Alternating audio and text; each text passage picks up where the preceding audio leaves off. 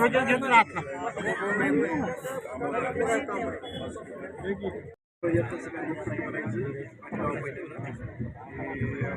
नारायण नमः ओम माधवाय नमः ओम गोविंदाय नमः ओम विष्णवे नमः ओम मधुगंधराव पहिल्यांदा पुन्हा मग तुला लावा वामनाय नमः ओम श्रीधराय नमः ओम ऋषिकाय नमः ओम पुरुषोत्तमाय नमः ओम आदर्शाय ब्रह्मकी गौरी नारायण नमस्ते सर्वदा सर्वकार्येषु नास्ति मंगलम येषां हृदयस्थो भगवान् मंगलाय तनमर्य तदेव लग्नं सुदिनं तदेव ताराबलं चन्द्रं नारिकेल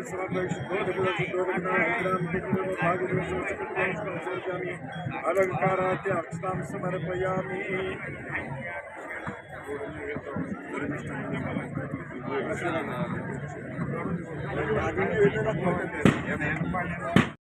स्मरित विसुप्ति पूजा द्रव्यानि संप्रोक्ष आत्मनं च प्रक्षेत ओम गुरुर्ब्रह्मा गुरु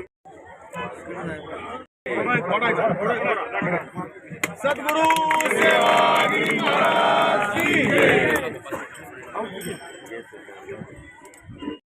की राहुल पापडी जिलेबी खाऊन परत आपल्या घरात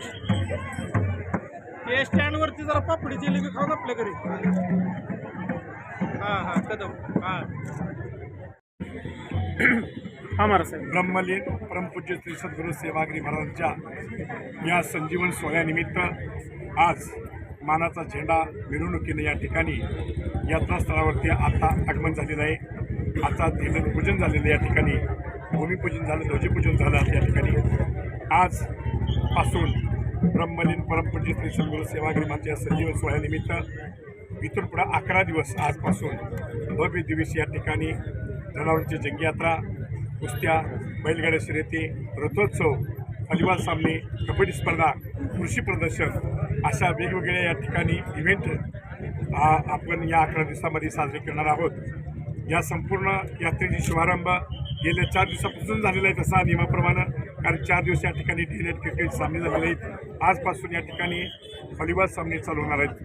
कारण पंजाब, हरियाणा, दिल्ली, मालेगाव आपल्या महाराष्ट्रातील नामवंत संघ असे या ठिकाणी दाखल झालेले आहेत कालच. त्यानिमित्तानं आज ध्वजपूजन करून या यात्रेचा शुभारंभ झालेला आहे. या यात्रेमध्ये येणाऱ्या सर्व भाविकांना मी आपण कुठल्याही प्रकारची या यात्रेमध्ये कमतरता ठेवलेली नाही. भाविकांची या ठिकाणी योग्य ती सुविधा केलेली आहे. देवस्थान ट्रस्ट, शासन यांच्यामार्फत या ठिकाणी येणाऱ्या भाविकांना संपूर्ण सुविधा देण्यात येणार आहेत. या ठिकाणी मी जे काय या वर्षभर या ठिकाणी भाविक सद्गुरू सेवागिरी महाराजांच्या संजीवन समाधीवरती येत होते, मनातल्या मनोकामना भरून नतमस्तक होऊन आणि त्यांची पूर्तता म्हणून आपण या रथाची वाट बघत असतो. रथपूजन या ठिकाणी यंदा आपले चेअरमन सांगतीलच, चेअरमन साहेब सांगतील.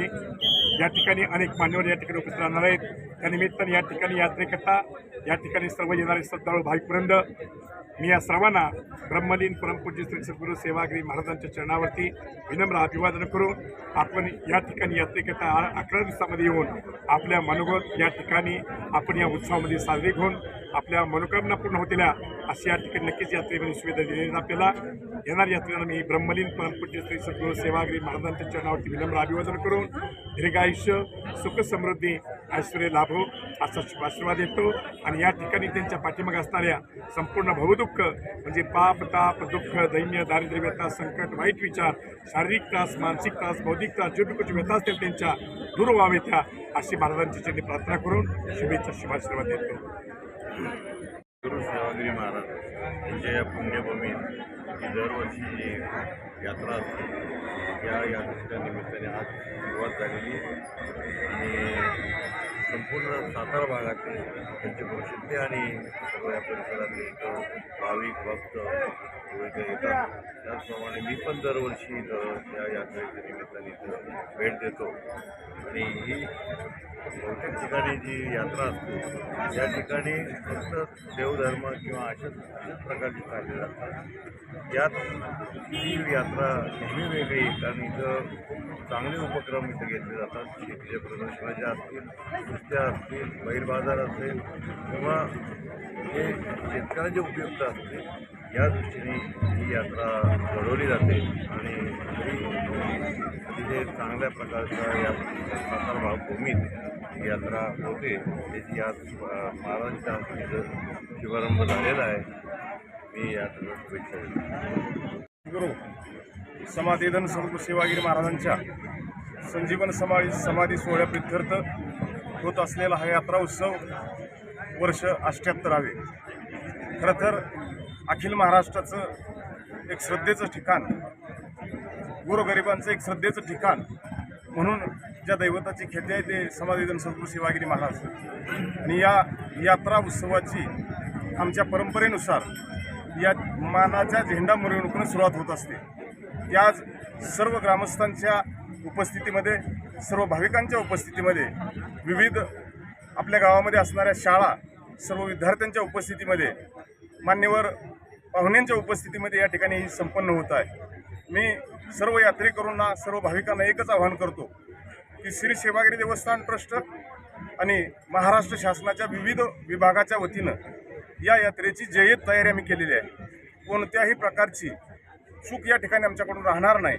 सर्व यात्रेकरूंना जास्तीत जास्त सुविधा देण्याच्या संदर्भामध्ये आम्ही संपूर्ण प्रयत्न केलेले आहेत. सर्वांना एकच विनंती असेल, येणाऱ्या 18 तारखेला प्रमुख दिवस म्हणजे समाधीधन सद्गुरुनाथ सेवागिरी बाबांचा संजीवन समाधी सोहळ्याचा दिवस आहे. या दिवशी आपण दर्शनाकरता या पुसेगावमध्ये उपस्थित राहून आपली वारी या ठिकाणी रुजू करावी एवढीच विनंती रामकृष्ण हरी.